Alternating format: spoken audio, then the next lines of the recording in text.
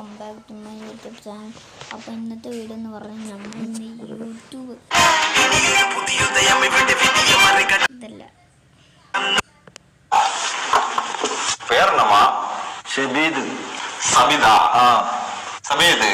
എന്താ പട്ടി പട്ടിന്നല്ലേ എന്താ പറ്റിയ വയറ്റില് ഭയങ്കര വേദന. പണിയുണ്ടാ? പണി ഇപ്പൊ വളരെ കുറവ്, എല്ലായിടത്തും ഇന്ത്യക്കാറല്ലേ. പണിയുണ്ടാ? ഇവിടെ പേനുണ്ടാ? പേന് തലയല്ലേ, വയറ്റിലുണ്ടാവും. പേനല്ല പെയിന്, വേദന വേദന ഉണ്ടാ? ശോധന മഞ്ഞ കളറിൽ പോണുണ്ടാ? ശോഭന ഇന്നലെ നീലക്കള്ള ചുരിദാറിട്ടാണ്. ഇന്നെന്താ എനിക്കറിയാം, നീ കണ്ടില്ല? ഞാൻ കണ്ടിട്ടില്ല. ലൂസ് മോഷൻ ഉണ്ടാ? മഞ്ഞ കളറില് യെല്ലോ കളറില് തൂറ്റില് ലൂസുണ്ട്. നല്ല വളിയുണ്ടാ? പരിപ്പും വയറും കൂട്ടി കുറേശ്ശെ വളി പോകും.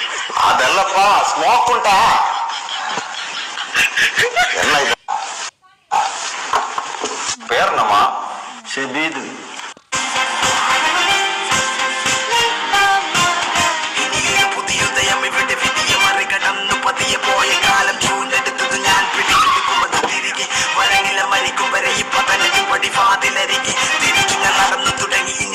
വിജയത്തിൻ പിറകെ കണ്ണുനീരിനി വിരാമം കനവുകൾ കിടന്നു ഭാരമെങ്കിലും ഞാൻ സഞ്ചരിക്കും അതിർത്തിയല്ലി അന്ധകാരം തുടങ്ങിയ തീക്കണത്തെ ചിലകത്ത് പറന്ന് പിടിച്ചത് പടപൊരുതു പതറി പിടിച്ചിട്ട് കടലിളകി വരുന്നത് പോലെ മരവിച്ചു തുടങ്ങും നെഞ്ചിൻ തലകിൽ കുടിപ്പിടിച്ചത് പോലെ ഭയമത് മാഞ്ഞു പോകെ ആത്മാവിൻ പഴുതിലൂടെ തളരുകയൊരു ശകലവും ഇനി പതറുകയൊരു ചുവടിൽ തീർവാർത്തെടുത്തു വെച്ചായുധത്തിന്റെ മൂർച്ചയുടെ ബാക്കിലും ഇന്നു നാലും ദിക്കിലും ഇരുൾ നിറഞ്ഞു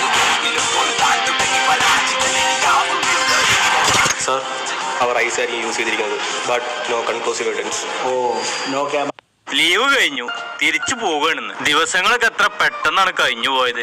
എല്ലാവരും ഓർമ്മ മാതിരി ഇങ്ങനെ തോന്നുകയാണ്. ഇപ്പൊ 8:15 ഫ്ലൈറ്റ്. അപ്പൊ സുബൈസ്കരിച്ചാണ് പോകാൻ എഴുതിയാണ്ട് വേഗം സുബൈസ്കാരൊക്കെ കഴിച്ചു. രാവിലെ ആകുമ്പോ ബ്ലോക്ക് ഒന്നും ഉണ്ടാവില്ലല്ലോ. എല്ലാരോടും യാത്ര പറഞ്ഞാണ്ട് ഞാൻ വീട്ടിൽ നിന്ന് ഇറങ്ങി. എയർപോർട്ടിൽ ആക്കി തന്നത് ആഷിക്കാണ്. നിങ്ങൾ ചെറുപ്പം മുതലേ ഒപ്പാണ്. ഓരാണെങ്കിൽ ഇപ്പൊ സൗദിന്ന് വന്നിട്ടുള്ളൂ. എയർപോർട്ടിൽ നിന്ന് വീട്ടിലുള്ള യാത്ര അടിപൊളിയാണ്. പക്ഷെ തിരിച്ചങ്ങോട്ട് പോണത് ഭയങ്കര ഇടങ്ങേറുമാണ്. 7:15 ആയപ്പോൾ അവിടെ എത്തി. അപ്പോഴും ബോർഡിംഗ് പാസ് എടുക്കുന്നോടത്ത് ഭയങ്കര തിരക്ക്. എല്ലാരും പേരുന്ന് സുബൈക്ക് നിസ്കരിച്ചാണ്ട് ഇറങ്ങിക്കണോന്നാണ്. ഏതായാലും എനിക്കും കിട്ടി. ഞാൻ വേഗം വലിഞ്ഞതാണ്. കരിപ്പൂർ എയർപോർട്ടിൽ പിന്നെ ഒരു 3-4 ചെക്കിംഗ് ഉണ്ടാവും. അത് കഴിഞ്ഞിട്ട് നമുക്ക് വിമാനത്തിലോട്ട് കയറാൻ പറ്റുള്ളൂ. ഇത്രയും കാലമായിട്ട് എനിക്ക് ആ വിൻഡോ സീറ്റിലൊന്നും ഇരിക്കാൻ പറ്റിയിട്ടില്ല. നാട്ടിൽ നിന്നുള്ള കുറച്ച് നല്ല ഓർമ്മകളില്ല കുറെ ഫോട്ടോസ് ഫോണിലുണ്ട്. ഇനി അതും നോക്കിയാണ്ട് കുറച്ചേരം ഇങ്ങനെ ഇരുന്നു. ഫ്ലൈറ്റിലില്ല എല്ലാരും ഇറങ്ങാണ്. എന്നാ പിന്നെ ഞാനൊന്നും ഇറങ്ങി കുറച്ച് കണ്ണ് ഇറങ്ങാണ്ട് പുറത്തൊക്കെ നോക്കിയാണെങ്കിൽ ഇരിക്കുമ്പോ കാണുന്നത് എന്താ?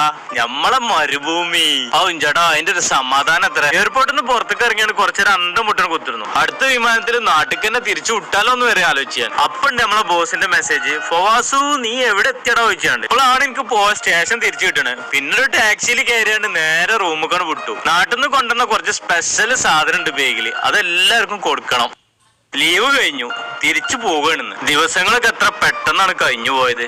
എല്ലാവരും Do you want to see your village or പുതിയ യൂണിഫോം കിട്ടിയത് കാരണം ഈ പയ്യൻ വളരെയധികം സന്തോഷത്തിലാണ്. എന്നാൽ ആ യൂണിഫോമിൽ മറ്റൊരാളുടെ പേര് കണ്ട് അവൻ തിരികെ നൽകുകയാണ്. പക്ഷേ ആ ഓഫീസർ ആ പേര് അതിൽ നിന്ന് കീറിക്കളഞ്ഞുകൊണ്ട് ഈ യൂണിഫോം മറ്റേ ആൾക്ക് ചെറുതായിരുന്നു എന്ന് പറയുകയാണ്. എന്നാൽ അതുപോലുള്ള 100 കണക്കിന് നെയിം ടാബുകൾ ആ ടേബിളിന്റെ അടിയിൽ കിടക്കുന്ന അവൻ കണ്ടില്ല. മുമ്പ് യുദ്ധത്തിൽ മരിച്ച പട്ടാളക്കാരുടെ യൂണിഫോമുകളായിരുന്നു അത്. മരിച്ചതിന് ശേഷം അവരുടെ യൂണിഫോം എല്ലാം ഒരു ഫാക്ടറിയിൽ കൊണ്ടുപോയി വൃത്തിയാക്കുകയാണ്. ശേഷം ആ യൂണിഫോമിൽ എന്തെങ്കിലും കേടുപാടുകൾ ഉണ്ടെങ്കിൽ അത് തുന്നി നന്നാക്കുകയാണ്. എന്നാൽ ചിലപ്പോൾ അതിലുള്ള നെയിം ടാബുകൾ മാറ്റാൻ അവർ മറന്നുപോകും. ജർമ്മൻ പയ്യനെ അടുത്ത യുദ്ധത്തിലേക്ക് സെലക്ട് ആയി എന്നറിഞ്ഞ് രാജ്യത്തിന് വേണ്ടി ഒരു നായകനാവാൻ വേണ്ടി അവൻ വളരെയധികം ആകാംക്ഷയിലായിരുന്നു. എന്നാൽ യുദ്ധഭൂമിയിൽ എത്തിയപ്പോൾ തന്നെ ശത്രുക്കൾ അവരെ ആക്രമിക്കുകയാണ്. യുദ്ധത്തിനിടയിൽ അവനക്ക് കിട്ടിയ ആദ്യത്തെ ഓർഡർ ആകട്ടെ ട്രെഞ്ചിലുള്ള വെള്ളമെല്ലാം കോരിക്കളയണം എന്നായിരുന്നു. അതിനുശേഷം അന്ന് രാത്രി അവനക്ക് കാവൽ നിൽക്കാൻ വേണ്ടി ഓർഡർ കൊടുക്കുകയാണ്. പക്ഷേ ഈ സമയം മിസൈൽ ഉപയോഗിച്ച് ശത്രുക്കൾ അവരെ ആക്രമിക്കുന്നു. അതുകൊണ്ട് മറ്റു മാർഗങ്ങളില്ലാതെ പേടിച്ച് അവൻ ഒരു ബങ്കറിൽ കയറി ഒളിച്ചിരിക്കുകയാണ്. യുദ്ധത്തിന് ഇപ്പോൾ അവനെ തെരഞ്ഞെടുത്ത് ആലോചിച്ച് അവൻ ദുഃഖിക്കുകയാണ്. പിറ്റേന്ന് രാവിലെ ട്രെഞ്ച് മുഴുവൻ ശവങ്ങൾ കൊണ്ട് നിറഞ്ഞു.